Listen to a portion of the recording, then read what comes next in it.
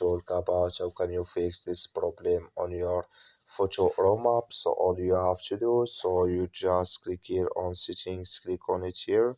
So when you click on settings, it's going to show for you a list like this.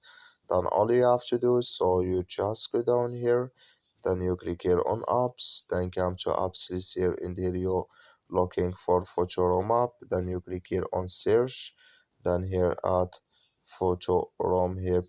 It's going to show for you like this. Click on it here. So then it's going to take you to this is here. Click on for stop, then you click on OK, then you go down, just click here on storage, come to storage list here, just click on clear cache. So then all you have to do, so you just restart your phone, install it again, then it's going to work with you. That's all you have to do. Thank you for watching. Don't forget to support us by liking, subscribe.